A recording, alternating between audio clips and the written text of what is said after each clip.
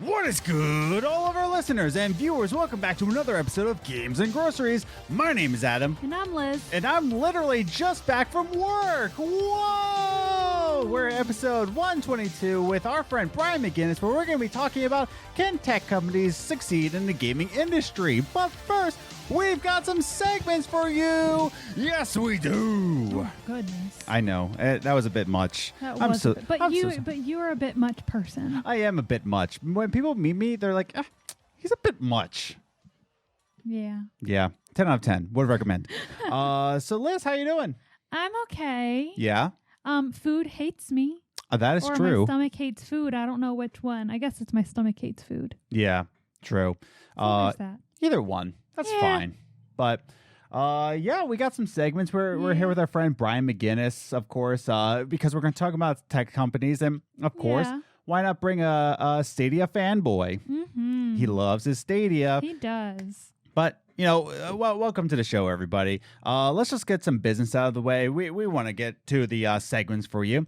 Let's just get started that we're on social media. Mm-hmm. Wow, that's so cool. We're on Twitter at Gaming Groceries, or you can follow us individually. I'm at Ace the Grocer. And I'm at Journey First. You can also follow us on Instagram, Games and Groceries, all one word, where you can see some behind-the-scenes photos, some reminders of videos that we put out, and some questions that we put out on Twitter and Instagram that you can join in on the conversation on this very podcast. So I'll ask you questions on social media as well as Facebook. We're on Facebook.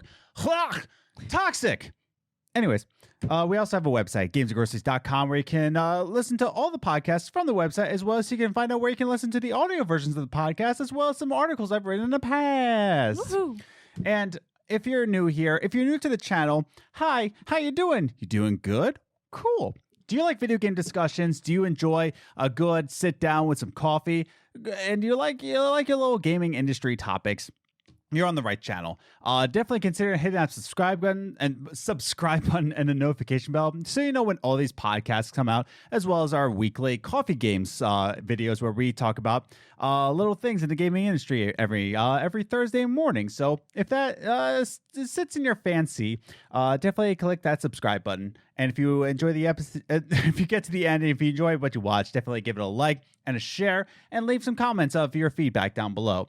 And with all that said and done, I think it's time. I think it's time. By the way, timestamps available, description down below. If you just want to jump ahead to another segment, that's fine. It's the American podcast. Do with it what you want.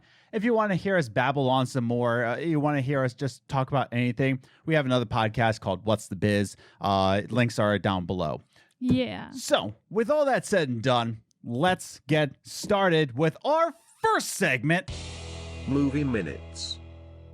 Movie Minutes is a segment that we talk about the movies that we watched in the past week, whether it be on Netflix, Hulu, Amazon Prime, or in theaters, maybe someday, and we'd like to talk about it and give you a recommendation or not a recommendation. Here on Games and Groceries, we have a 5-point system of recommending a movie. It starts with avoid at all cost, pass, enjoyable, solid, and perfect for us. So this week's movie is found on Netflix. You had the holiday itch. You just wanted something Christmas. I always have the holiday itch. And so we decided to have like a little hint of Christmas with The Holidays. Woo-hoo! It is a Netflix original. I believe it's an original. I believe so, yes. With Emma Roberts. It's a rom-com about sort of Christmas. Yeah. It's in there. It was a good transition. Yeah. Opening thoughts, go. I wanted to see this movie, and I was very happy when Adam suggested watching it for Movie Minutes. So I really liked it. It was definitely up my alley. Mm-hmm. Has Emma Roberts, who I wish she would do more. Mm-hmm. I really enjoyed it. I liked that they were fully aware that they're a cliche rom-com. Mm-hmm. I liked the joke in there where they're like, every rom-com, it's this, like, and I'm like, so at least they're aware of what they're doing. True. But yeah, I really enjoyed this movie. So the intro to this movie is pretty vulgar than I thought it would be. Like, I'm not trying to say that I was a prude and saying like, oh, this is inappropriate. Yeah, it definitely towed the line. Yeah, because in the first intro, like before the title scene comes on, there's a blowjob joke. There's some F-bombs here and there. And it's just like, it's very vulgar. And I'm not trying to say it's a bad point, but I was not ready to like. It's not really Netflix thing to go that way. I was expecting more in the lines of a sarcastic girl, too busy for men, kind of a lot like where the last Christmas was. Yeah. It kind of towed the line, but this one was just full on in. Yeah. So it's but I like that because it was different for like a Netflix rom-com Christmas movie. Well, that's the thing. I did write down but at least it did something different. Yeah. I may not be ready for it, but at least it's different in that way. Yeah. I can appreciate it in that kind of light. Now the Holidates is the concept is that they go like each of these two individuals right here. Yeah. A sarcastic young lady and a very handsome Australian golfer. Go figure, rom-com. They're always going to family events on holidays, and they don't have dates. And so the whole movie progresses, and each holiday throughout the year, and they're each's holidates. Yeah. So they have like rules where, like, one, their families know. Yeah. That it's like not a relationship. It's just to kind of keep their families off their back from setting them up. And it takes kind of like that stress out of needing a date for holidays. Yeah. So you have someone, it's like, all right, I have someone to spend the holiday with no matter what. So my point on that is that the movie is an hour and 40 minutes, and it's trying to go through every holiday throughout the year. And I feel like the pacing didn't give enough time for any kind of romantic development or even the comedy bits. They didn't have enough time because the each holiday had a set time within an hour 40 minutes. Like, okay, we gotta get through Labor Day. We have to get through Cinco de Mayo. We have to.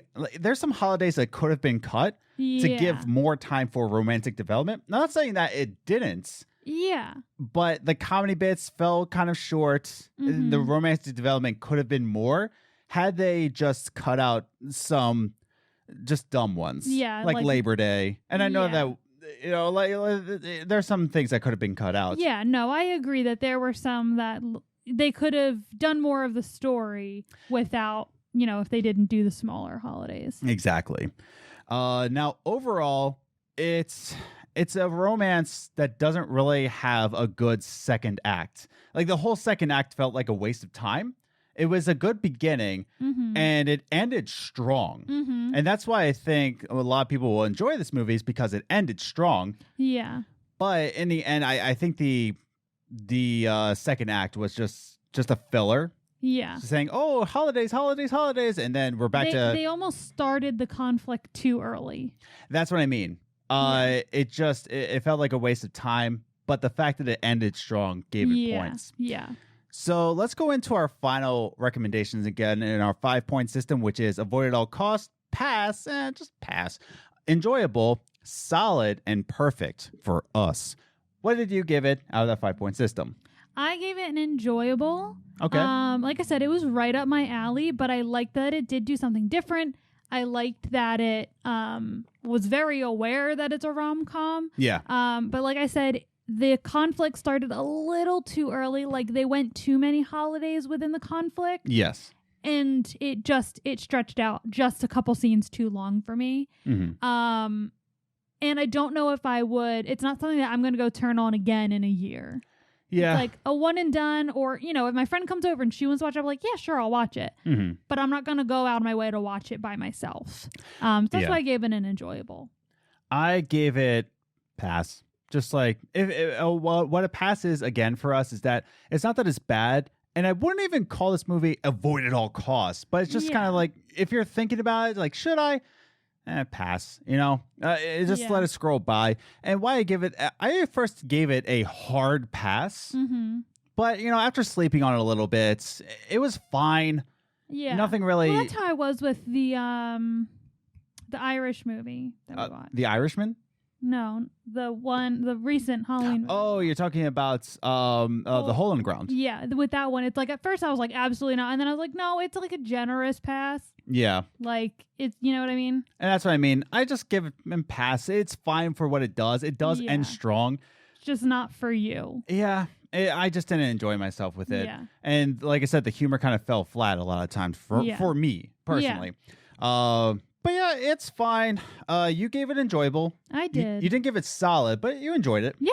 I gave it pass. Just I wouldn't say avoid at all costs, but Yeah. pass. But that's our recommendations for Holidate. It's on Netflix. If you want to check it out for yourself, this is just what we think. And if you match our movie taste, then, there you go. Yeah. But again, the Holidate, it's on Netflix. If you want to check it out, stars Emma Roberts. Emma Roberts from that one thing. Oh, and someone who plays she plays Arizona in Grey's Anatomy. Yeah. I don't remember her real name. And I think Kristen Chenoweth. Oh yes, and Kristen Chenoweth. Yeah. So again, Holidate, Netflix, if you want to check it out for yourself. So it's about time we talk about some video game news. What do you think? I agree. Cool. Let's just get started with our second segment. Top 3 Gaming News. The top 3 gaming news is the gaming news that we saw in the past week. We like to rank it 3, 2, 1, just to give you a condensed version of what's going on in the gaming industry. All right, everybody, we are here. Top 3 gaming news. And let's just get started with the number 3 gaming news. Okay. I kind of miss Machinima a little bit, even though they're abusive. I don't know.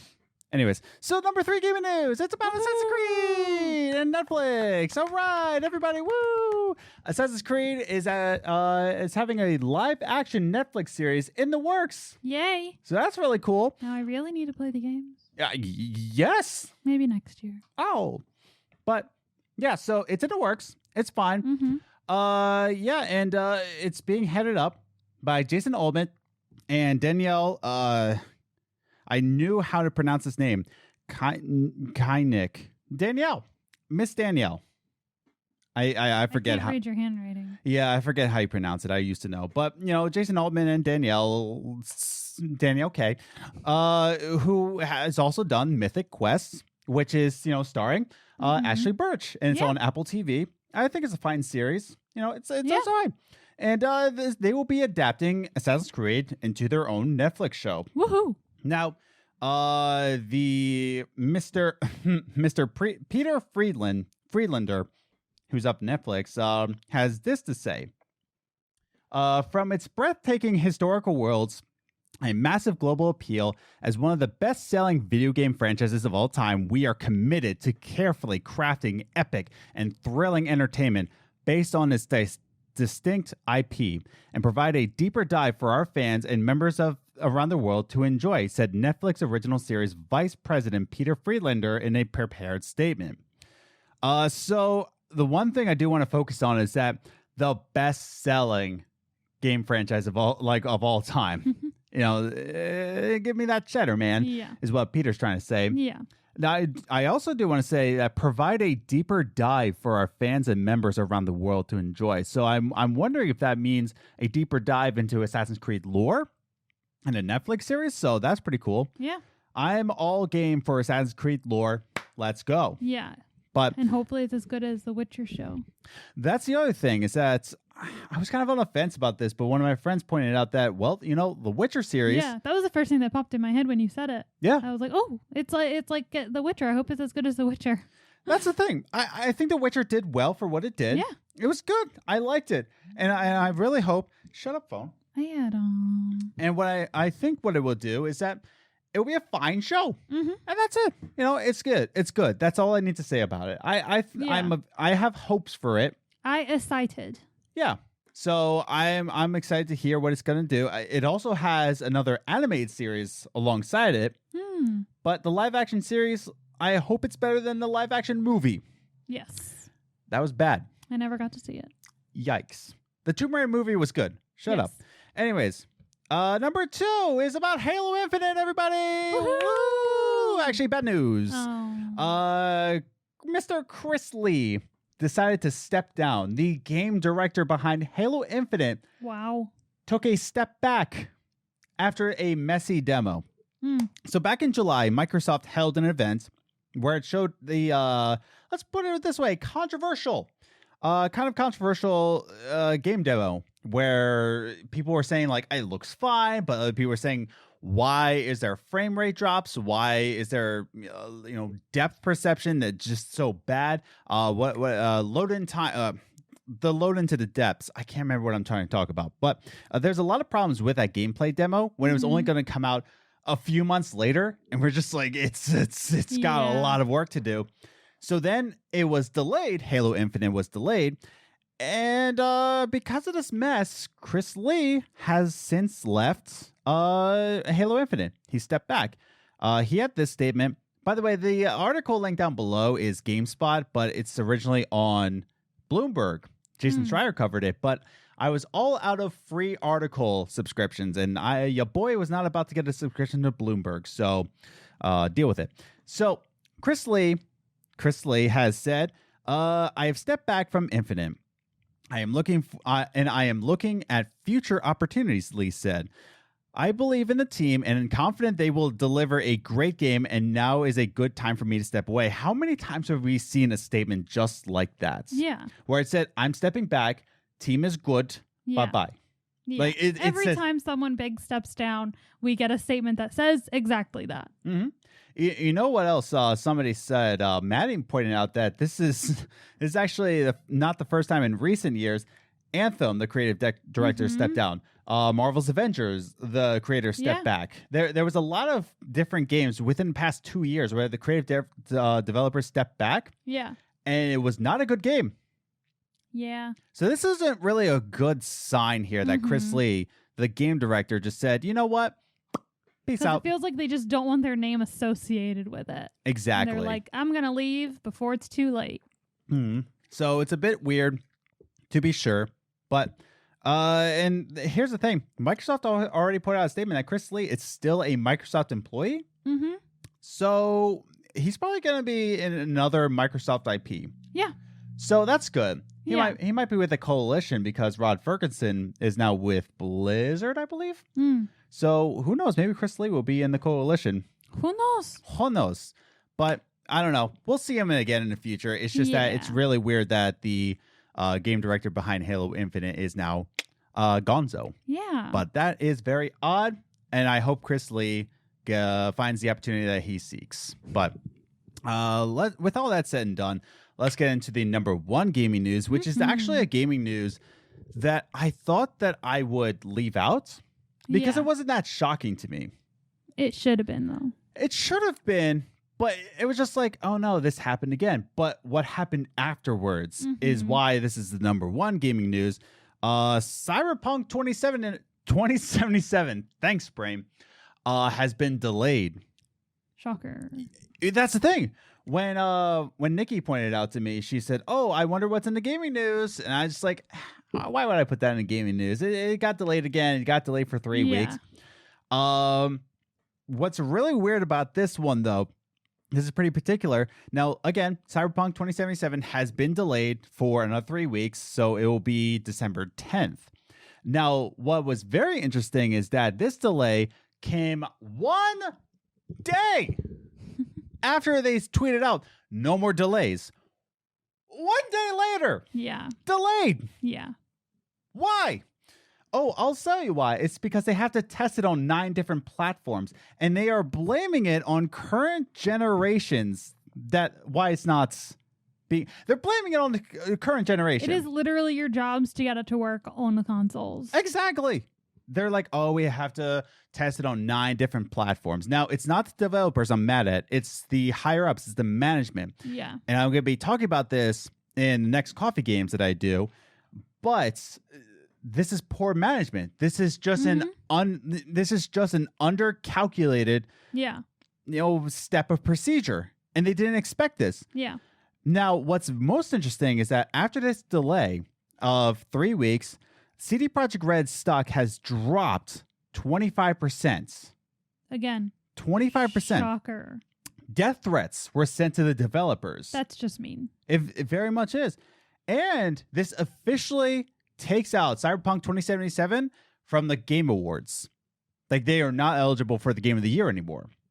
Because the Game of the Year has to be in before December 1st. Yep. And this is now December 10th. So it takes it out of contention for a Game of the Year. You're saying December, and I'm thinking Christmas. Oh, I'm sorry. Merry Christmas. But that's the most interesting part about this is that they delayed it, and now they're out of contention for Game of the Year. I thought we were doing crunch so that we didn't have to delay it anymore. Well, that's the most interesting part. Now, I want to read this statement from the heads up over at CD Projekt Red. CD Projekt Red also addressed the news that Cyberpunk 2077 reached Gold Master a few weeks ago, but explained that going gold is not the end of development. No, you're stupid, gamer. On the contrary, this is the time where many improvements are being made, which will then be distributed via a day zero patch. This is a time period we undercalculated. You undercalculated by months at this point. Your game was announced May of 2012. 2012. Really? 2012. Goodness gracious. A year after Skyrim. A few months after Skyrim. Put that in perspective. Life is Strange was not even well, it was a thought at that point. But my point is... Goodness gracious. I love how he said, oh, this is the part we undercalculated. 8 years. See, this is the thing. I love that they've reached. This is an impressive looking game. Yeah. The things you can do in this game is amazing. But they should have set a realistic timeline for something so extensive. Like, I understand that a game like this needs a ton of time to be created, but it doesn't seem like they realized that. And that's the problem, is that it took 8 years for him to figure this out. Yeah. And I love that statement that he said, we undercalculated it. Really? Like that's the problem, is that crunch happens because of poor time management, of poor management and, unrealistic roadmaps. Yeah. That's exactly how crunch happens. You're asking them to do things they don't know how to do yet. And even CD Projekt Red put out a statement, and Game of Sutra picked it up, saying that, the crunch is actually not that bad. It only affects the QA teams and some of the programmers, they said. Not that bad. That's the problem. So now it's delayed and they're still crunching? They're still crunching. Goodness gracious. Jason Schreier has pointed out that some people look physically ill because of this crunch. And more likely, that this is also covered in Jason Schreier's article, that most of the developers were actually blindsided by this other delay. They didn't know this was going to happen. And so they just said, delay 3 weeks. This game is exhausting me. Exactly. And it's now out of the Game of Year contention. That's on them. It really, that's the thing, is that you had 8 years. Yeah. 8 years to calculate this. And don't blame it on current generations, because you could have put it out in current generations. Yeah. I'm sorry. They could have put it out in current generations. They could have just waited and had it perfectly ready for the new generation. Just waited and only put it on new generations. Exactly. I don't know. It's very frustrating. And I really feel bad for the game developers behind this, but it is what it is. It's just poor management. But yeah, so I feel bad, and that's what's most interesting about this. And that's the other thing. Fans are now sending death threats to the developers, and it's not their fault. No one should send death threats to anyone, even if it is their fault. Exactly. I don't get it, but it's just bad management. That's all it is. It is. I'll talk about it more in the next coffee games, but for now, I think it's time to bring on our guest. What do you think? I agree. So in our top 3 gaming news, we covered Assassin's Creed is getting a live-action Netflix series. What do you think about that? The deep dive. Do you think that's going to be deep dive lore? What do you think? After a messy gameplay demonstration, Chris Lee left. What do you think about that? Do you think we're going to see him again pretty soon in another Microsoft little thing? Boo. Write your thoughts in the comments down below. And Cyberpunk 2077 delaying another 3 weeks. Do you think this is right? Do you think this is wrong? Do you just not care about Cyberpunk 2077 anymore? Because your boy doesn't anymore. But yeah, with all that said and done, I think it's time to bring on our guests. I think so too. Let's talk about tech companies entering the gaming industry with our good friend and comedian and voice of the Robitussin Bear, if you didn't know that much. Also, Ray Romano's doppelganger voice. Brian McGuinness, comedian, is coming on the show to talk a little bit about tech companies. Woohoo! So let's just bring him on. Our special friend, Brian McGuinness. Woohoo! Coffee time. All right, everybody, we are back with our very special guest, friend of the show, kind of, sort of, not really, but it's Brian McGuinness. He's back. My goodness. Local Giants fan. Screw that. What? Brian, how you doing? Doing great, y'all. You look like Wilson from Home Improvement right now. Well, we can see his nose at least. Howdy, neighbor. I can see your nose, so that's all right. That's all we need, just your nose. Because it's funny because I'm in a voiceover booth. I made a booth in my closet, but I have the thing hanging from the ceiling here. Yeah. Because I don't have like room on the table. Most people just have like a little desktop mic, but I need like I just like this look. And of course, in the I'm doing voiceover, I don't need to see my face. Exactly. But no, that's good. Like it keeps me so mysterious. And that's what's good is that a lot of people want to think that to make a what are you doing? I was just about to make a compliment to you, but dang. Oh, please do. Please proceed.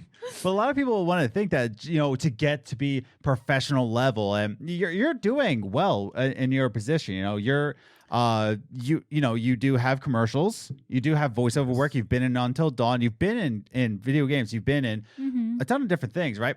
And you're recording from your closet. And that's the thing. So like a lot of people think that they have to get studio time but you're literally just you got your Islanders blanket. Is that an Islanders blanket? No, it's the Giants blanket, of course. Oh, it's a Giants blanket. Okay. Yes. Something in New York. Yeah. Something in New York. I would 1,000,000% prefer to be in a studio in the city, but since they're all closed, obviously, like the current Robitussin spot, that's all now. I'm the Bear, and I recorded that from right here. Yeah, dude. So, and it sounds fine. So before we started recording, I did hear news that New York might go on a shutdown. Is everything okay? Is that true? Or how are you doing? No, nothing's okay. Nothing's okay. Yeah. Like I heard that, and because I only heard about France again. France and Germany are going on lockdown. Then I heard on the news that New York is going back, and I just said, "Oh." And it's beginning. Yeah, but it's the third, fourth, fifth wave all combined. I think because we're selfish in this country. We didn't behave and do it the right way. Yeah. We're in central Pennsylvania, and central Pennsylvania does not care about masks. Happy 30th birthday. You get to spend it in quarantine. Yeah, I'm turning 30, and if people ask me, like, what are your plans? Do you want me to get you one of those, like, quarantine shirts that people are getting for their birthdays? I turned 30 in the quarantine. I did nothing. My birthday was in February, my 40th, so we oh, man. It was great. Right before everything Right just happened. Before everything. It might have been my fault. I just realized we had a lot of people. Dang it. We might have caused it. Like, what are you gonna do? Nothing. Nothing. Yeah. There's absolutely nothing to do. This closet is my quarantine. I stay in here all day. My wife doesn't let me out. Jeez. Professional comedian, everybody. Which is a fact. But good job.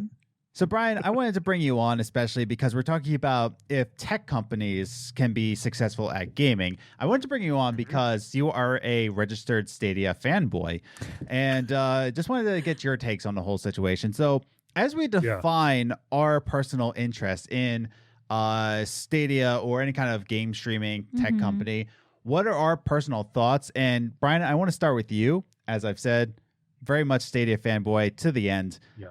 What do you think about game streaming? What do you think about these tech companies coming in? Are you comfortable with it? What do you think? I could care less. And I don't mean that in a bad way. Like, why not? It's just more options. And that's my whole thing with Stadia. It's like, I listened to your one with you and the other guy were making fun of Stadia again. And he didn't even try it. David Abrams? Or TBD? I don't know. Yeah, TBD. Whatever. Yeah. And he's making these hacky jokes that everybody makes, but he didn't even try it. And he's like, so like it's most of the people.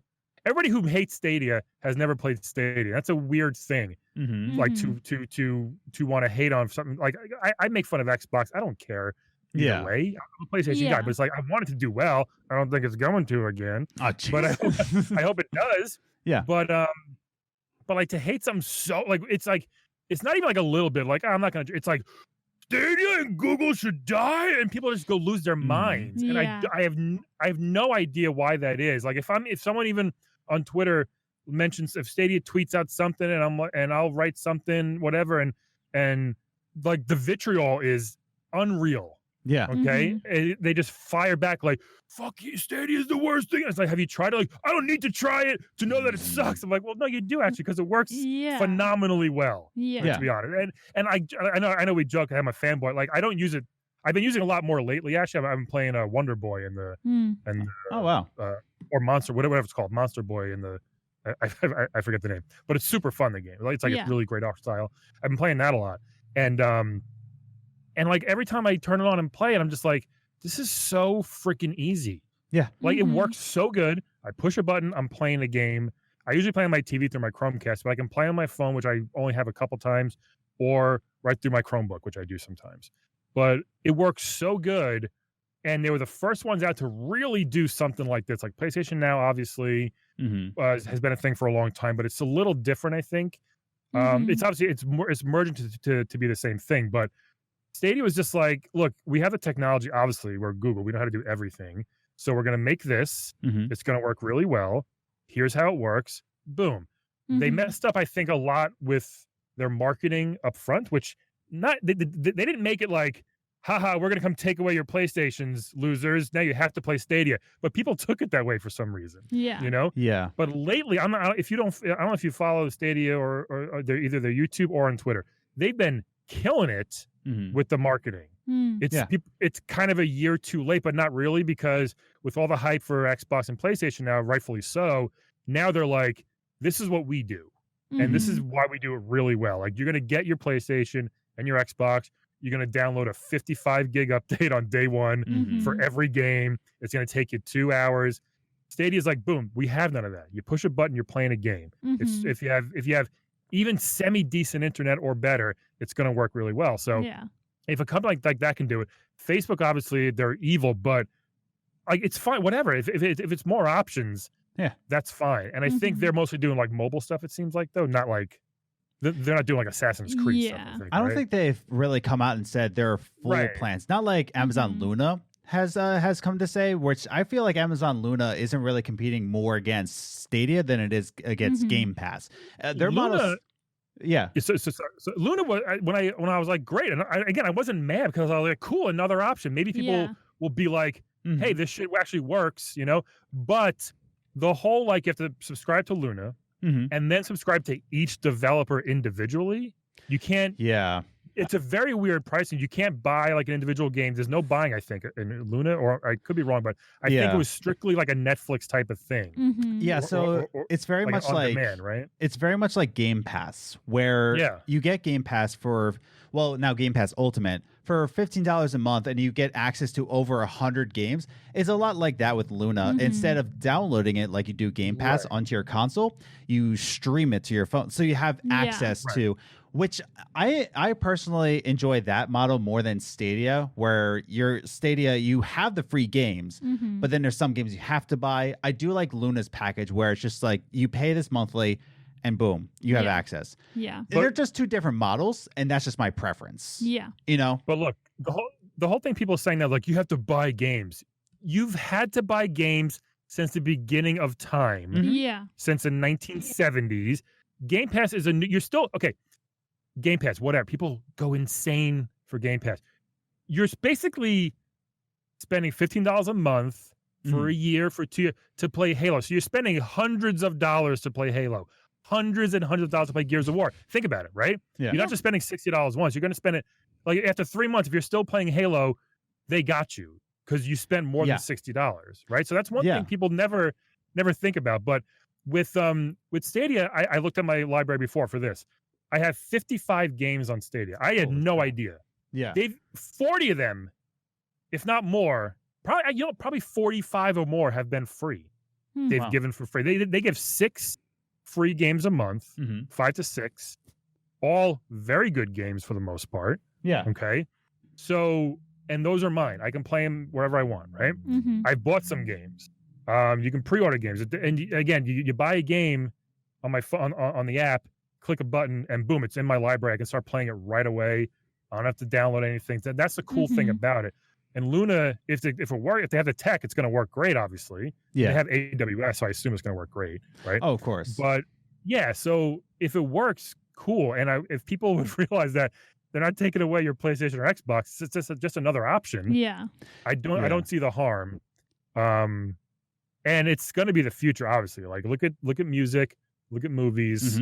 It's just going to happen, I think. I still like buying physical stuff too, which is why I'm not 100% Stadia. I still like buying. I bought the physical, the disc version of the PS5, so I still want to have physical stuff in my hand. But to be able to just stream something instantly, like why not? I think it's a great. It's just another option, and I think you're just facetious on Twitter. You're not serious in terms of just like trolling because again, like how we introduced you, professional comedian. That is how you pay the bills. But even when I'm serious, someone will just be like, they'll be like, "Hey, this is the new like they had a new Pac-Man demo, which was super fun, like one of those battle royale 64-player Pac-Man games, right? Yeah, on Stadia, they released a demo, and of course, all the trolls were like, 64 people, is that for everybody with Stadia? Every 1,000 times in a row. That's the same joke. And then I would write something like, "Hey, it actually works really good. Have you tried it?" "Fuck you, man!" And then they lose their minds. Yeah. And it's like, I didn't say anything. I just said, "Have you tried it?" Yeah. Because anybody can try it for free. They're giving out everybody. You can just sign up and it's free for a month. And that's why it's so funny that people just hate it so much without even trying it. Yeah. And they're doing. They're good. They're doing good with it, and I've tried my fair share of Stadia. Yeah. And you did? Good. Yeah, no, like when you gave me your buddy pass. Yeah. Good. I definitely did try it, and I just think that it's not the way I prefer to game. Yeah. It's just I don't know what it is. And like you said, I think it worked perfectly fine. I played Tomb Raider: Rise of the Tomb Raider on it, or no, the original one, the 2013 one, I believe they were giving out. Yeah. One of the ones. And I played it for a good 20 minutes, and I said, it's fine. And and again, like I said before, we live in central Pennsylvania. You live out in New York, you might have a higher internet speed that some people might say. But again, central Pennsylvania, not really known for its internet speeds. And it's just, it worked fine for me. Yeah. And it wasn't really even plugged in, like Ethernet cord at all. Yeah. It worked fine. And that too, if you have bad internet and you do, that's not Google's fault. Yeah. This isn't for you. Yeah. You know what I mean? It's just not, just don't get it. Don't even think about it. Like I wouldn't, if there was something that was so out of reach or just didn't make sense for me to have, then I wouldn't get it. But people just like, oh, now I have to get better internet.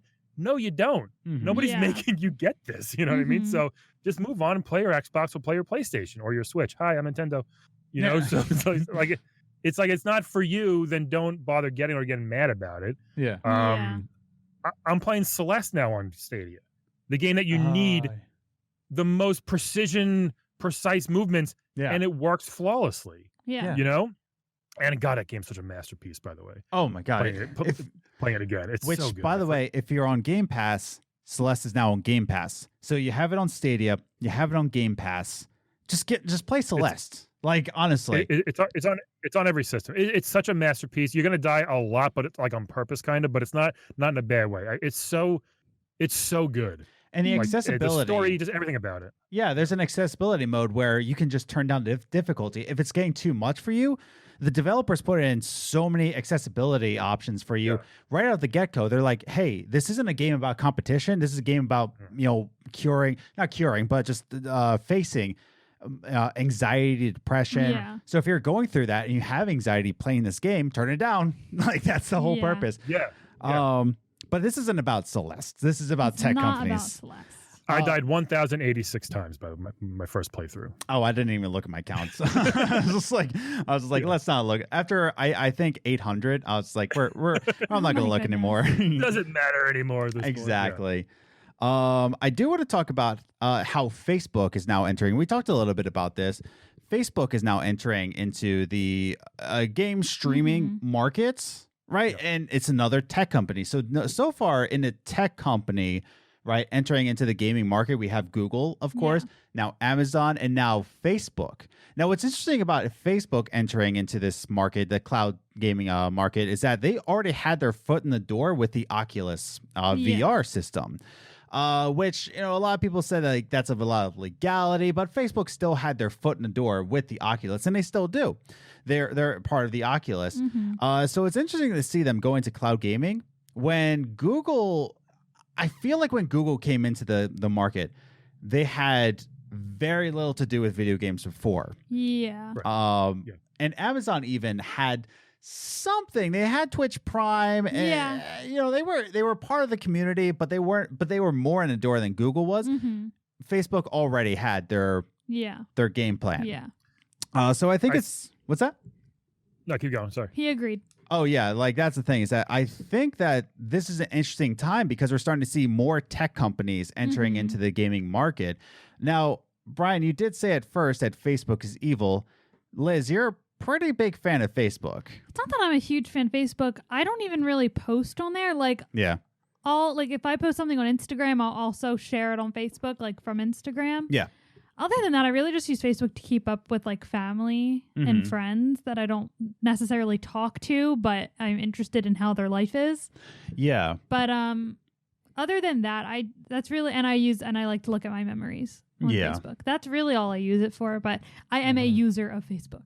Yes. Yeah. And I really just use Facebook for the Messenger app. Yeah. A lot of people they're like, "Oh, are you on Facebook?" And I'm like, kind yes, but you won't see me. You will never see me on We will Facebook. not interact. What's very interesting is that I can't remember what game it was, but I think Facebook is actually doing, okay, correct me if I'm wrong, YouTube and the whole internet. I believe Facebook came out and said, if you're going on the Oculus, they're putting in an update that you have to have a Facebook account so Makes sense. well, here's the one thing. So that you can actually show your friends what you're playing. So everything that you're playing will be on your Facebook account, like Spotify was when it first came out. Spotify was, which I'm just like, I don't want that. Yeah. I don't know why. I mean, there's probably a feature to turn it off. Yeah, like there was on Spotify. yeah. So Brian, let's bring it back to you. I'm interested to hear your thoughts on this. Facebook's now entering the market. You consider them evil. Why is that? And how evil are we talking? Are we talking Satan or just Trump? What? Kind of, well, both same thing. Did you? You should watch A Social Dilemma on Netflix. It'll explain. We did a movie minutes on it.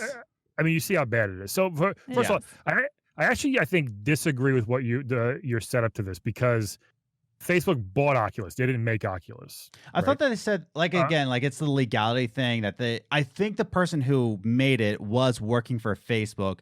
So it wasn't directly a part of Facebook, but it was a little side project.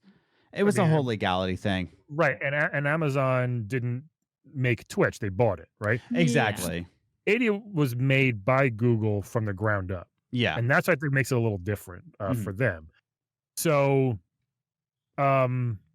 I think most people now, except our parents, love Facebook. I think, hate Facebook. It's really like no young people anymore. You guys are actually, I'm on it, but again, just for pictures of my daughter to show family, and I literally hate it.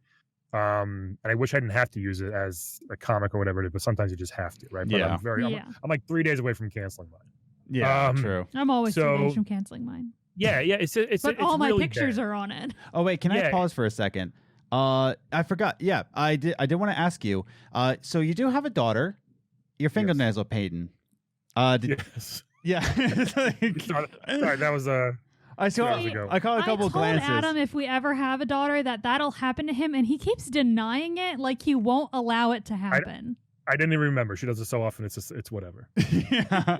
I was like, I think fun. I see some colors on his fingers. I'm like, yeah, he does have a daughter, doesn't he? Yeah, it's fun. She loves doing it. Yeah, so, and it kills like 20 minutes because she's a mess with it, so it takes her forever. So yeah, anytime you can kill time, actually, I was just laying down and had my hand up on a chair. So anytime I get to lay down and still play, I'm in. Yeah, fair enough. Continue. I'm sorry. So yeah. I think where I was going with that, I think the hate that Facebook has generated for themselves for being so evil and stealing our data and all that shit, I think it might come back to bite them in the butt. I don't think people will be like, oh, I want to do Facebook cloud gaming if it's just mobile games, especially up front, because people are playing mobile games anyway. I don't know. And most mobile games a lot of them are streamed anyway from your phone, like a lot of parts of it you're always like online as you're streaming. So that's why when I was reading about it, I'm just like, it doesn't seem like a big deal what they're doing. First of all, they announced it out of nowhere with not much detail. Yeah. And probably the worst time to announce a new thing because of PS5 and Xbox X. Yeah. So, and like the new Atari VCS thing coming out, it might bomb because like a year or two past when they wanted to come out, and they're coming out almost the same time Yeah. as two beasts of a system for the same price almost. And it's like, ugh, what are you doing? Oh, like, I'm sure is it going to be that much? What? I didn't know it was going to be that much. It's $399 for that thing. Oh, it's crazy. Like, I think it'll be $100 in about a year. You know, Wow. like, and I'm sure it's fine. I have nothing against it. I was reading about it. It seems cool, but it's horrible timing. And it's you know, it took them way longer than they thought, which is fine. It had like a lot of Kickstarter issues, I think. So it happens, right? But it's such bad timing to try to release this thing when these two things are about to come out and just dominate, or PS5 at least will dominate. But you know what I mean? So the Facebook cloud gaming, I don't know. I need more information. I don't know if it's going to work yet, because it seems like most people, what I've read, it seems like it's just going to be mobile stuff at first. Yeah. And if it is, whatever, you can do that on, like, Google has something just like that. Exactly. Google Play Pass it's called. I'm sure iPhone has Apple Arcade, right? So Apple it's Arcade. like, so like, what do you, how is this different? Will it be different? Who knows? It's just more logging into Facebook shit, which people are trying to get away from, I think. That's the thing, is that people don't want to be tracked like that. Yeah, I honestly have no idea. We need more information before. I'm not going to hate it yet, but I just don't see any interest at all. And they announce it so like, hey, we're doing this too. And it's like, well, what else? I will tell you whenever. Like, it's like, well, we need more information to get people excited as the PS5 and Xbox are coming out, so we can still keep an ears on this. But it doesn't seem like they were like, whatever. Yeah. So it's Facebook. They, you know, they're going to do it, and people are going to do it anyway. But I don't think it'll be a huge success. I could be wrong, but. So when you brought up timing, I thought of something. I don't know if the camera's going to shut off again. By the way, if you're watching this on YouTube video, we're using the better camera, and it records only 12 minutes at a time, everybody. Woohoo! Technology. But yeah, so when you talked about timing, I want to jump ahead to another point that we have, is that we seem to forget, everybody seems to forget that Sony and Microsoft were themselves tech companies before getting into gaming. Sony especially, you know, because, you know, as Brian will very much remember, the Sony Walkman. Hey. What, because I'm old? I remember the Sony Walkman. Moving forward. But and Microsoft, of course. I loved my Walkman. My God. I know. I wish I would bring those back. Like, honestly. Other than the fact that they didn't fit in pockets. Well, that was the beauty of them. Like, that's the thing, is that... it had like the belt loop, the belt clip thing. So you'd hook it onto your pants and be like, check it out, ladies. With your fanny pack and everything. I miss my little MP3 player that was the size of a USB drive. See, I still want the... Anyways, but Sony, Microsoft, of course, was a tech company. But when you talk about timing, I feel like the timing of these particular tech companies are... It's going to be tough. It's going to be tough. And I'm going to talk about it later in the social media answers as well. But especially with Microsoft, they came into the game when gaming was still kind of the Wild West. Like, it was just coming out of that era where 2001 to 2004, gaming was still getting its foot into mainstream media. Nintendo, of course, had their foot in the door way before everybody. Sony jumped in at the perfect time. You know, they were pretty much crushing it. They crushed Sega out of the game. Nintendo, of course, did their part in it too. But then Microsoft comes out in 2001. And then we start to see this little rise of video games that, oh, this is actually a serious thing. Now what we're talking about timing is that I feel like gaming has had a very set tone now, where the mainstream audiences are digging it. They do like gaming. It's not the Wild West anymore. It's a new era where the mainstream media is actually looking at it. They're not accepting it. They're looking at it. It's like the most profitable form of entertainment now, right? It is. It's more than movies, films. Which is crazy. So when I think about timing of Facebook, Amazon, Google getting into the gaming industry, it's a lot tougher to actually establish yourself in the gaming industry than it was back in 2000 and 2001. Where gaming was just still in that Wild West era. You know, Brian, what do you think about that? Do you think it's a harder time to establish yourself in the gaming industry? Do you think it's the right time because, you know, people are accepting it? What are your thoughts? Well, if you want to back up a couple years, do you remember the reason why how the PlayStation started with the whole Nintendo deal. Do you know about that? Yes. So like, supposed to be Nintendo and Sony. Nintendo broke it off the last minute and went with Philips, I think. Yep. And then Sony was like, all right, we'll just do it ourselves, and that's how the PS1 came about. Yeah, and they claimed that Philips made the first CD, and Sony's just sitting there like, by the way, if you haven't yet, anybody's watching this or listening, please read Blood, Sweat, and Pixels. It's the best way. No, not Blood, Sweat, and Pixels. I'm sorry. The Console Wars. That's a good one. Blood, Sweat, and Pixels. Great, fantastic book, but not what you were referencing. Console Wars. It's a great way to learn about the whole deal, especially how that deal went down, where Nintendo's like, "Oh, Philips invented the CD-ROM," and Sony's just sitting there like, "You son of a gun," and they make their own CD-ROM system outside of Nintendo, and that's the thing. It was still a very cutthroat kind of place. It still is. Oh yeah. But that's the thing, is that I feel like these tech companies, they could be powerful in the future if we give them a chance, but it's that the gaming industry has such a high establishment now that it's hard to get into that door now. But you were finishing your thought. Yeah. So I think Sony got in at a very early time because there wasn't much competition. Microsoft, obviously, they were making Windows, so they had some experience with games. Exactly. As far as all the PC games, even like solitaire shit like that, they were doing little tiny games, right? So they started somewhere. But then, so it's a good question as far as like, is it a good time for it? Is it? I think it is more accepting now. That's why there are so many options, right? And then, but because it's so easy, like if you were just going to click a button and try out the Facebook thing, you don't have to go buy anything extra. Probably you could probably hook up any controller if they're smart. You know, you could probably pay $5 or $10 a month or whatever it's going to be, and because of the ease of how easy it is to do new stuff now, that's why it's more accepting for people to be like, okay, we could just try this out. Which is why I still don't get why Stadia is getting such hate, because it could be easier just to try it. Exactly. So I think it's fine. It is weird that, well, obviously the tech had to be there first, right? So that's why Google was working on it for years, and when it started getting better and better, they were like, they've been working on it for 6 years, I think, or 7 years for Stadia. Like 2013 they started, which is nuts. I think you're right. Yeah, I think it was 2013. And it must be so exciting for them to finally finish this thing, have it work as good as they said for the most part, but people are still like, whatever. But the tech is there now for anybody to do this, right? Not anybody, but it's the three biggest companies in the world, so to speak, doing it. So I hope it all works. It's more options, right? But it depends. Gamers are like, I'm embarrassed sometimes to be a gamer because of the quote unquote fans and how disgusting they are online. Well, like, I mean, death threats. If we're talking about horrible fandoms and I mean, look at you. Look at you. You're the king of it with your Eagles hat. Yeah, I know. I hate being an Eagles fan. Some days I'm just it's the same thing. Like, I hate being a gamer. Like the Cyberpunk thing delayed again.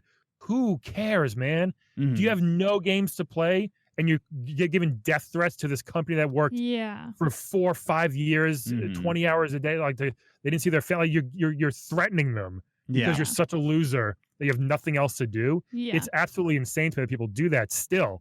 But that's how it is, and it's really sucks. But I wish they would just get their accounts banned for like a year if they did. If they were caught doing something like that, that'd be great. True. So, but that's how it is. And Facebook, it'll probably work if they have the tech. They wouldn't put something out that wouldn't work. Like I believe now, most, like back in the day, people just like, oh, I'm not getting a PS5 at launch because you know how these new consoles are. I'm like, that was years ago. Like they work now. These things, they're very good. I don't think there'll be any problems. They're not going to ship this thing that has a bunch of flaws or whatever it is. I do think that maybe they might be a tad rushed, right? The pandemic messed everything up, obviously. Not just it, but just in life. But it might be a tad rushed. I was debating cancel my pre-order or not. I'm like 10% maybe. I might cancel. I don't know. Probably not. But I mean, the fact that you got your hands on one, like I would say, no, don't. Yeah.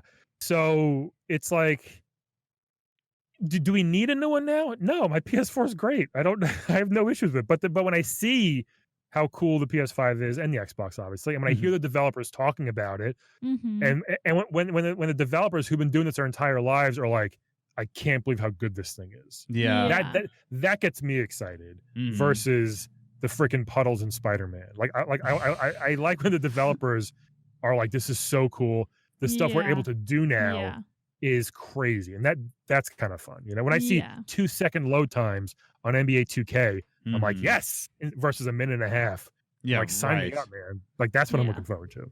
So now that we're in the middle of our little discussion, I think it's a good time to go into social media answers. Woo! As Liz gets up and resets the camera one more time. And 3 more times after this. Probably one more time after this. So I ask you on social media, you can follow us on Instagram or on Twitter or Facebook if you really hate yourself. And I will ask you a question to get you in a discussion of this very podcast. So we have 3 answers, 2 from Instagram, 1 from Twitter. Guess which one's from Twitter? I'll give you 3 seconds. 3, 2, 1. Nikki. There you go. So our first answer from Instagram is from MTS1980_, who says, I asked you, by the way, on Twitter, what do you think about tech companies like Google entering the gaming industry? How do you think they'll do? And MTS1980_ says, Stadia is fantastic. Hey, that's my burner. That's a burner account? 1980. Wait a second. I was born in 1980. Interesting. But yeah, he just says Stadia is fantastic. See, he's an old dude like me. He gets it.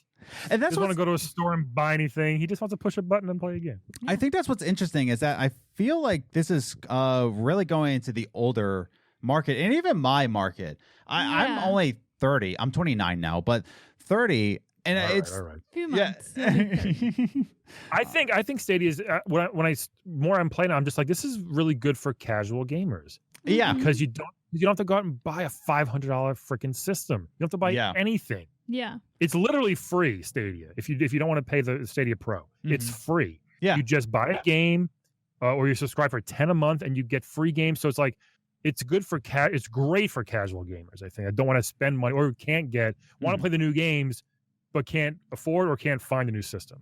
Yeah, you know what I mean.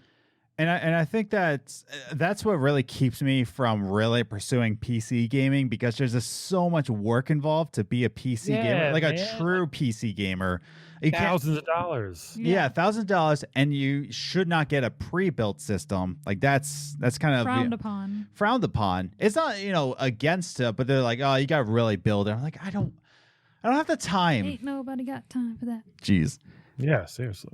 So we have that's the thing too. Like Stadia is equivalent now to the PS5 and Xbox, but they keep updating it. They're upgrading it on their side, and we don't even notice.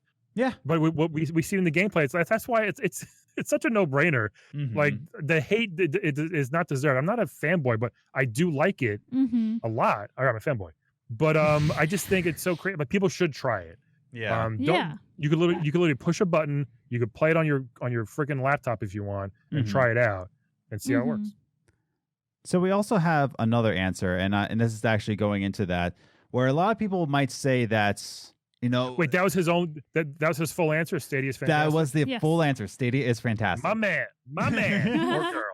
or girl, or just it's a picture of a donut. Nice. So, hold on. It's a man in the middle of the donuts. Okay. Okay. Nice. We're good. I had to look really delicious. We're looking Don't no. Okay. That's okay. But also, is this a bit? Maybe. But Mike Keddy, who was also on the podcast about the with the Tell Me Why series, Mike Keddy has said that they, meaning tech companies, they have a long way to catch up, to be honest. And that's what I was talking about before, is that these giants like Xbox and PlayStation have already had their foot established, but really looking back, Microsoft had a lot to catch up to. They were competing against giants like Sony and Nintendo when they first went into the market. Yeah. And now they're a reliable quote unquote source of gaming. Yeah. Whereas I mean, everything has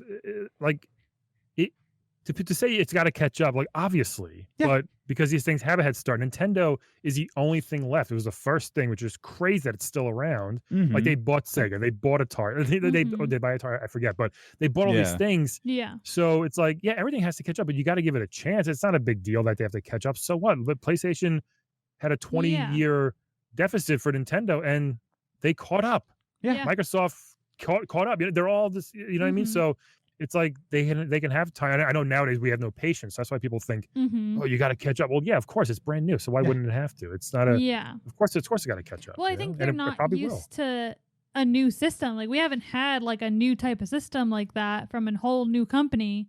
Yeah. In a while. So like people aren't even programmed to think that way of like, oh, we have to wait for them to get better because we've been playing on systems that already grew up basically. Yeah. You know what I mean? So yeah, it's like PlayStation, Xbox, Nintendo, maybe PC if I'm feeling kooky. And that's it to their minds. Especially the new generation of gamers, the Gen Z gamers. They didn't know of a time of Sega. They had no idea Sega existed. I mean, they might have if they're, intellects, but, they don't know about that time. Whereas, us, we're grounded. We've seen the rise of new companies, but these new gamers, these Gen Zers, these Zoomers, as we like to call, don't know about that transition, right? I have this book. I'm actually going to look at. I forget what it was called, but I bought it, and it has every console that has ever been made, right? Wow. And it's incredible because it has. Let me try to. Okay, it's called the Game Console. A photographic history from Atari to Xbox. I think you showed that off on Twitter one time. What's that? I think you showed that off on Twitter one time. I probably did. The cover is just like a yellow cover with like a Nintendo controller. It's insane how many things have failed. Yeah. Right? Yeah. Insane. Because they were so either poorly made, poorly designed. Like the TurboGrafx here, it's gonna be $1,000. People will buy it. Nobody bought it. Yeah. So poor marketing decisions, bad PR, so many things. And that's why you got to give credit to Sony and Microsoft and Nintendo to still be here. But there's so many, and even they have tried so many things that have failed, Yeah. All those little add-ons or peripherals, the Philips CDI, all these crazy expensive things, the 3DO, So Google, and people joke like, oh, Google kills all their stuff. No, they don't. First of all, they put out 1 million products and then merge their stuff into one thing. Yes. So they'll put out 15 messaging apps, which is ridiculous, but they'll merge the best stuff of all into one messaging app, so they put out things to try. So the whole killed by Google website is ridiculous. It doesn't make sense. It's just another trolly thing. Yeah, they only focus on Google Plus, which, one example out of many, Google Plus was just a failure. That's it.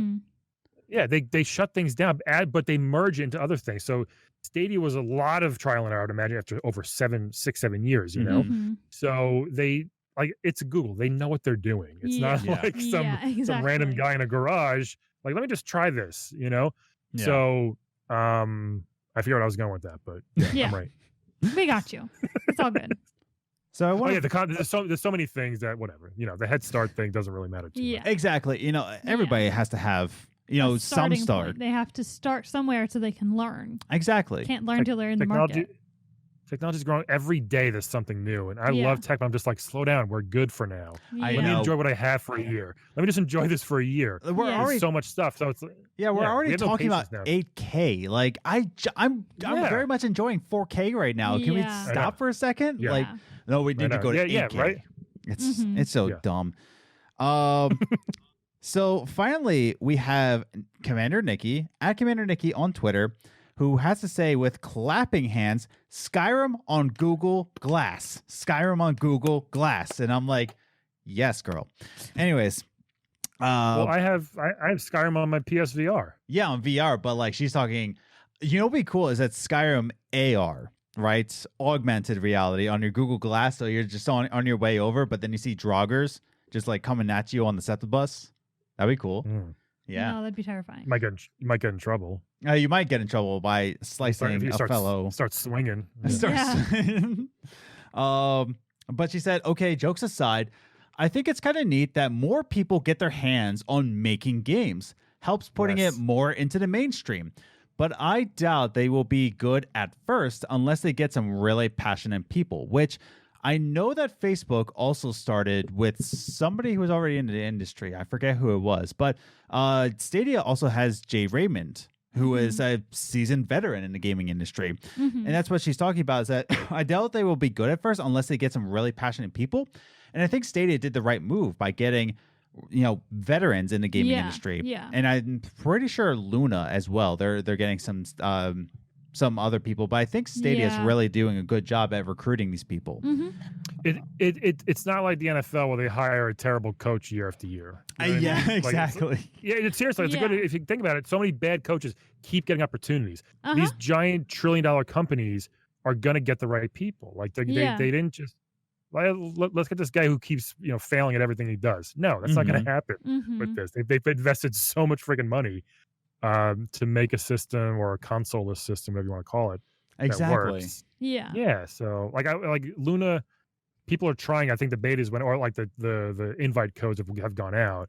I've seen a few people like, yeah, it's fine. The pricing is weird, but it's fine. Like it kind of works.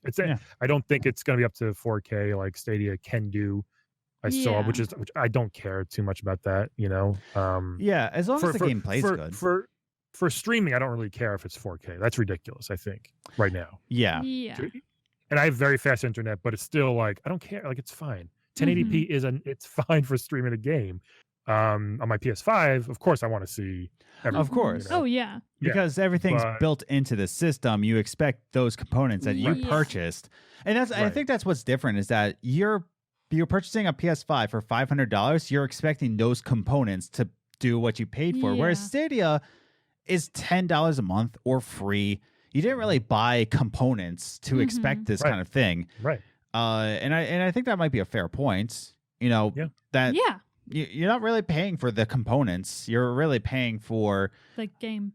Yeah, really. It's really it. Like people flipping out about the 60 frames per second and 4K and like it's clipping at 57 frames per second. Like, get a life, man.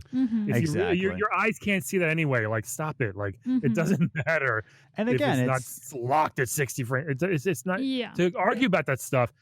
Think about what you're doing. I'm streaming a 150 gigabyte game in real time, and it works great. Yeah, like just it's not a movie. It's not music. Yeah. It's a freaking 50, 60, 100 gigabyte game. Exactly. That just works. It just works. It does. So the fact that people get mad at that is just like Jesus Christ, like another gamer thing. It's like, come on, man. And I think it's coming mostly from PC gamers, PC elitists, not even PC players, but PC elitists, where again they purchased $1,000 equipments to get that kind of frame rate, but really then they complain about Stadia that they only pay $10 a month for. Yeah. Right. Or have never tried it. Or have never tried it. Yeah. And of course there might be some lagging. What's the one I'm looking for? Latency. Latency. Thank you. That's a big one. Latency is the big one, which okay, I'll agree with them on that. There is sometimes some latency that from Central Pennsylvania, it was like a slight issue. Not really noticeable, but I did notice it at times. Yeah. But not so much where I was just like, this is terrible. But then again, I've had console games that have latency issues. Right, exactly. Like that's the thing, is that like there's so many different latency issues. I don't know. And that's the thing. We just gotta give these companies some time. Yeah. I mean, look at just Xbox. I know I keep bringing that up, but Xbox boy, hey. Still though, for real? Yeah, for real. I'm still an Xbox boy. That's fine, but like, no, it really is, and I'm curious about it because they've literally said we don't care if you buy our new system ever, and I like that. It's so why? Well, like why do they not care? Or why do I not? Because are you just like bound? Are you just like all in on Game Pass? Is that really the only thing? See, Brian, if you kept up with my coffee games videos, maybe you would know my answer. But but I think they don't care is because they're really going all in on Xbox being an ecosystem. And that's what the I very much enjoy what they're doing with xCloud. I love Game Pass. Game Pass. Okay, what are you enjoying about xCloud that you still don't think Stadia will work? Well, no, that's the thing. Is that like I like what it's doing in terms of it's another competition. It's taking a lot from Stadia, and I'm not trying to. Isn't Stadia doing it and doing it even better though? I just like the model of xCloud in the same way I like I like Luna's model, where I don't want to go into a library and get free games like I do Xbox Live Gold. I like having a library as in Netflix, where I can go into my own Game Pass account. And that's why I like Luna's situation, where it's a whole library. It's just that I would like to know on the developers' end what's in for them, and is this the best thing for them? Because it is, Game Pass sort of came out of nowhere with like, if it was very recent. If you think in the grand scheme of things, hey, we're not going to make you pay for games ever again. It's weird, right? And we're just going to have you stream. And I know they switch them out, and it's not the best games, but it is. But yeah, they're not permanent. But like, but I just recently played Night in the Woods on Game Pass, and you know, yeah, it is. Like I was like on the fence, should I buy this? And it came on Game Pass. I was like, cool. That's cool. Yeah, but I totally get that. But I want to know if it's good for them. Is it sustainable? Like, would they prefer people buy the game on a PS5 or just play on Game Pass? I don't know. Like, it'd be interesting to talk to a developer about that. And we're putting that into my notes of who to contact.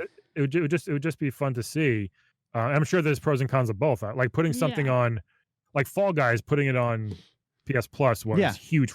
Yeah, huge, exactly. Because they wanted that community from day one, and needed it, and it freaking worked like crazy. I think what was it? Bug Snacks is the one on PS5 that's coming out in 2 weeks. Bug Snacks. It looks super fun, and they're going to put it up for free, which is super. It was such a great extra bonus week we found out this week. It's going to be. It's going to be free on PS5.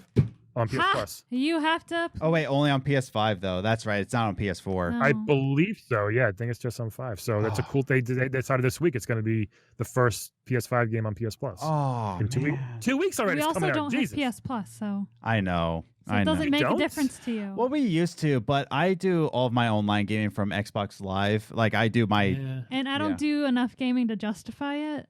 Yeah, dude, it's the best. I've done it since day one. I think it's the best deal in games, because out of the 100 games on Game Pass, I mean, you're gonna play 5% of them, maybe, right? 5-10% of them, or you're gonna try a bunch for a couple minutes, right? Yeah. So, but that's why they get the money. They're just like, well, how do they make money off of Game Pass? And it's just like exactly that's like, well, let's bring this back. That's what I was saying. You're gonna spend hundreds of dollars to play Halo. Yeah. Like or Destiny, you're gonna pay $250 because you're gonna play the game for 2 years. That's nuts. Exactly. Right? So if you look at it that way, it's like, oh, you're kind of getting ripped off in a way. Exactly. So, and people don't like to see that. They're like, man, this is such a great value to play all these games. And like you said, well, you just said xCloud's doing such great things. Like Stadia's doing it better. Like, you know what I mean? So it's so funny that it's just what people like and want to like, and have not have blinders on, but it's like, I like it this way, but if you're like, but this is actually doing the same thing over here, it's interesting to see how. But that's the thing. I do like the Xbox IPs. I'm sure that Xbox in the next. They don't have any. What are you talking about? Hey! They bought so many. God of War. If you maybe watch my Coffee Games videos, Brian, you'll know that they bought all these studios, but like within. I'm too busy making my turtle videos. Okay, that's the thing too. So again, Sony's had these studios. They've been doing this for years. They're due for a throne change, Brian. But you can't. But okay, here's why the fanboys are so funny. I'm here. No, it's so fun. You can't be like, Xbox bought a couple studios. That's all PlayStation does, and that's why they have the best game. And it's so funny. But now Xbox is copying that model, and now we get to see Xbox. I know, but you people act like it's the first damn time it's been done, and it's like, do you not understand what PlayStation's been doing? Listen, Brian. For 20 years. Listen, Brian. It's hilarious. I'm about to take you off this platform. Like a Joe Rogan podcast, okay? But we're going 4 hours tonight. We're going 4 hours. We're going Post Malone here, man. Which I still haven't watched that episode. I'm like 4 hours. I'm good. Same thing with Kanye West. Kanye West's episode was like 3 hours. I was like, I'll check out the highlights. But Yeah. So wrapping up our discussion here, I really do want to just end on this, right? Like closing thoughts. Xbox is great. Bye, Brian. But so thank you for listening to Game Pass. Games and Game Pass. But that's the thing. I think that these tech companies need to have time, right? As long as they get passionate people, like what Commander Nikki was saying, as long as they don't see it as solely, oh, so people are making money off of this, so we can make money. You can make money if you are passionate about it. You can make money off of it if you put out a good product that you understand the gaming community. And I think that's what Stadia is doing. They're starting to understand what the gaming community is doing. And I know that people are going off of that one tweet of that one guy who said that, oh, Twitch streamers need to pay game developers for their games. That was one person. Right. It was a very weird out of nowhere thing. Like, I get what he was saying, sort of, but he said it the wrong way. And you can't say something like that in front of stupid gamers. They're going to lose their minds, which they do. Exactly. Yeah. And even on his Twitter account, it says, opinions are my own. So they're like, oh, Stadia doesn't get it. I'm like, it's literally one guy's opinion. Anyways. And I do think streamers, as I don't think a lot of them are, I think they're very boring for the most part. I think just because I'm old. I get it. I wish I was 20 years old and could just make money streaming freaking games all day. But I do think they provide a very good service to games. Like, I don't watch Twitch as much as I probably should, but if there is something like, what's this game about? Let me go watch some gameplay. I'll go watch something. Totally. And it's cool. Like, I don't care if they have 5 viewers or 7,000. Like, I'll just watch it for a few minutes just to see what's going on. And if I like it, I'll buy it. So I do think that is a cool thing. Demos, it used to be demos, but I feel like there's not many demos anymore. PS3 used to be so many demos. Every game had a demo. And I used to love downloading them and trying them.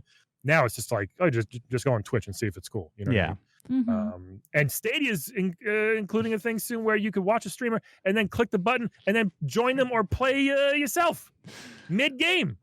Just jump in. Wait, no, I think that Luna's doing that, but they can do that off of YouTube because Google owns YouTube.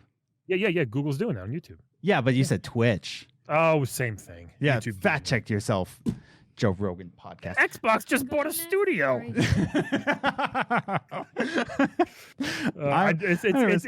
It's adorable because PlayStation's been doing that for so long. They have the best games by far, and I'm happy you guys finally bought a few studios. It's nice. See, that's the one thing is that I'm just a big Bethesda fanboy. I love Bethesda and I love Xbox. So the fact that that's a dream for me. Yeah. Okay, nothing's changing for you though. Nothing's changing for me. Right? It's just that I get to have it on Game Pass.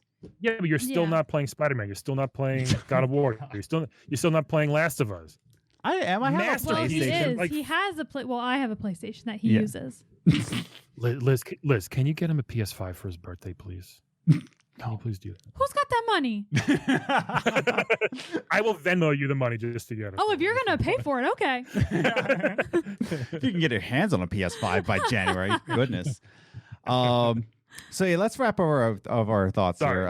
Yes. So that's the thing is that I think Stadia is doing a lot of good. I think Luna is doing their part. Facebook, we'll see. xCloud Look at your notes. Look at your notes down there. Just look at you, so prepared. I know. I have all of my little things here. All the notes that only he can read. Yeah.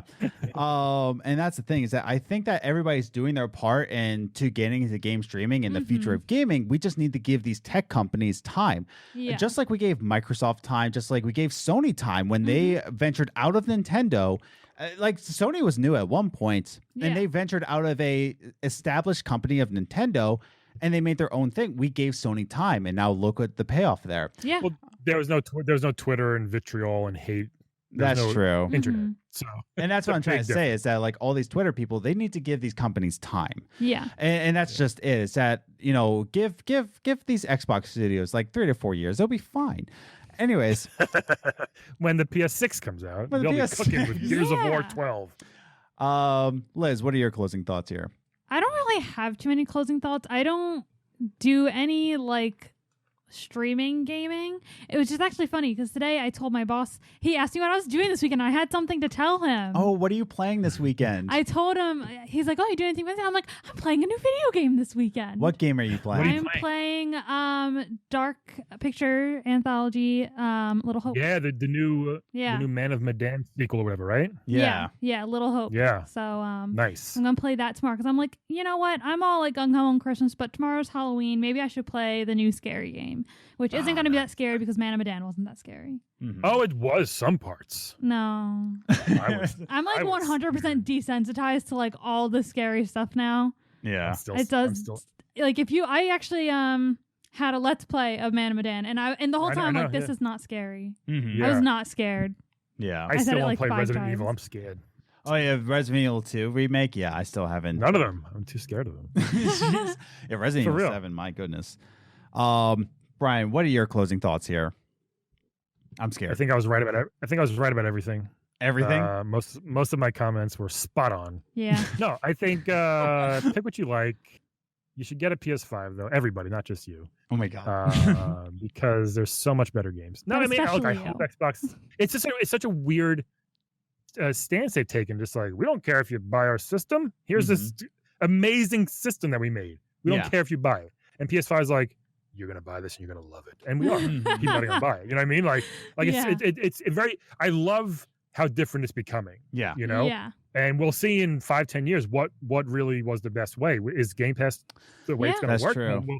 Will Sony go towards that, or will they just be like, no, we're going to keep making these sick ass games, Mhm. and people are going to buy them because they want to play them Mhm. and own them, whatever. So I don't know what's going to maybe if they can both coexist, even better. Mhm. But I mean, nowadays, who the heck knows? Nintendo's still just like, hey, we're over here doing weird Yeah. stuff, you know, Which is.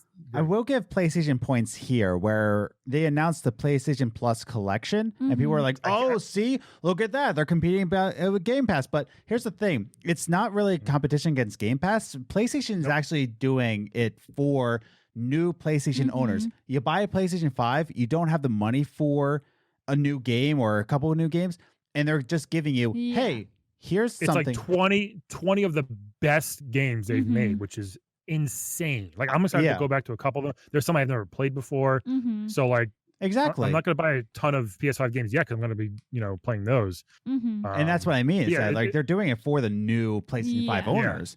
Where it's just And if like, they keep doing things like that every 6 months, maybe change it up or do something different. Yeah. It's just cool. I don't Yeah. think it's going to be a competition against Game Pass. I think it's just a nice thing that they're doing for PlayStation owners. Yeah. You know. They're not going to compete with Game Pass yet for another like 5 years because they're still going to see they're still working on, again, so many Yeah. awesome AAA games, first party games. So if Game Pass, if Xbox sells, which again, I don't think it's going to, not in a bad way, people don't need it, Yeah. Mhm. the new Series X, because you can play it, everything on your Xbox One or PC or whatever. Mhm. But PS5, you need that to play these Yeah. games. And people are like, oh, so I have to buy a PS5 to play a PS5 game? It's like, It's like, what Duh. planet are you from? Of course. Yes. Yeah. You can't plug in your Nintendo controller to your Genesis. It didn't work that way. The fact that exactly. people Yeah. are so spoiled now is the Yeah. problem, Yeah. So I hope they both succeed in different ways. Obviously, I Yeah. think because it's gonna be if PS5 outsells them 3-1 again. Mhm. Okay, probably, but look at, I guess, the Game Pass subscriptions. I don't know. Mhm. We'll see what happened. Because you can't base it off of how many people are buying the next Halo, because Yeah. 12 million people are going to buy Spider-Man, but Yeah. maybe 4 million are going to buy. It's a whole. There's a lot that goes into it. Whole thing. Which, in part of our top 3 gaming news of this episode, I'm pretty sure Halo Infinite is going to it's gonna flop. It's gonna flop Mhm. hard. you know what? It's like I don't really care. First of all, the fact that it's delayed. Oh that no, really the hurt. game Like, director left. Chris Lee. what? Yeah, Chris Lee left. Yeah, Yeah. and the fact that it's delayed, it's not coming out on launch. Like, Yeah. that's Yeah. that's all you had to do It's Yeah. gonna get that game out. But you're not even doing that. it's gonna And- flop and people- hard, Mhm. dude. The whole kind of deceiving biggest launch lineup in history. Oh, Like yeah, 1,000 games on day one. It's a little. That's included, like Yeah. original Xbox games. That's included. It's very deceiving. Yeah, and It if you're is. excited to go back and play an Xbox 360 game now, you got problems. You know what I mean? Like, they didn't hold up well. Like, Yeah. I don't care about playing PS1 games. PS2, I'd like to play. Oh, for but sure. Yeah. like, Yeah, but like it's very deceiving, kind of there. But hey, it's probably Yeah. working on some people. Yeah. But, Oh yeah. you know, yeah. But Anyway, I'm great. Thanks for having me. my God. So the last thing I want to do before we close out the show, Brian, you do a podcast called Playable Characters Podcast.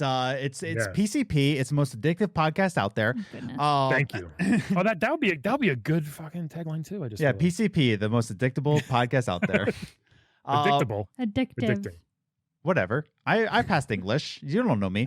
But Brian, I'm gonna roll out the red carpet to you. Do you want to talk about your podcast? Do you have any projects we should keep our eye on? What let's roll out the red carpet. What do you think? Thank you both. Thank you. Yeah. Okay. So episode this is coming out Monday. This Monday. Yeah, it's coming out Yes. this Monday.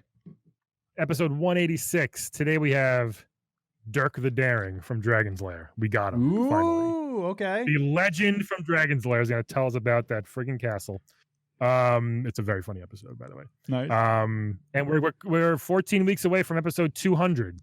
Yeah. Which I'm clawing my way to get there. It's been 200 straight weeks. Yeah. And it's a lot, but it's super fun. We interview video game characters, if you guys don't know. Mhm. Not you, but your fans, and it's one of my favorite things I've ever done. So keep an eye out for that. Keep listening, subscribe, and I do a very stupid Teenage Mutant Ninja Turtle review show on my Instagram, Twitter, YouTube, whatever. It's just Mhm. called Brian Reviews All the Turtles.